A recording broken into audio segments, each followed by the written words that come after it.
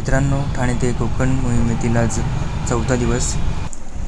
नाश्त्याला कोल्हापूरमधील प्रसिद्ध अशा कुर्मापुरीचा आस्वाद घेतला. त्यानंतर रंकाळा तलावाला धावती भेट दिली. काल गुहागर ते कोल्हापूर वाया देवरुख, साखरपा, अंबा, पन्हाळा असं साधारण 200 किलोमीटरचं अंतर मी पार केलं. रस्त्याचं बऱ्याच ठिकाणी काम चालू असल्यामुळे ड्रायव्हिंग थोडी ॲडव्हेंचरस झाली. रंकाळ्यानंतर कळंबा तलाव मग कोल्हापूरमध्ये मुक्काम केला आज चौथ्या दिवशी. आणि त्यानंतर आदमापूरला बाळूमामांच्या दर्शनाला अमावस्या असल्यामुळे आज जत्रेचं स्वरूप प्राप्त झालं होतं. कोल्हापूर ते आदमापूर हे साधारण 45 किलोमीटरचं अंतर आहे. आणि रस्ता फारच चांगला असल्यामुळे एका तासात आपण हे पार करू शकतो.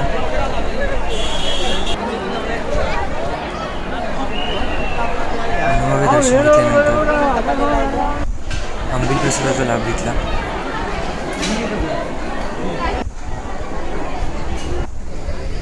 त्यानंतर मेटके येथे दर्शनाला गेलो, जिथे की बाळूमामांनी स्वतः एक खांब रोवलेला आहे.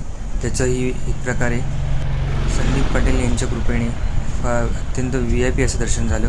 त्यांचे मी मनापासून आभार व्यक्त करतो. त्यानंतर चौथ्या दिवशीचा मुक्काम मी आदमापूर येथील हॉटेल रुक्मिणी येथे केला.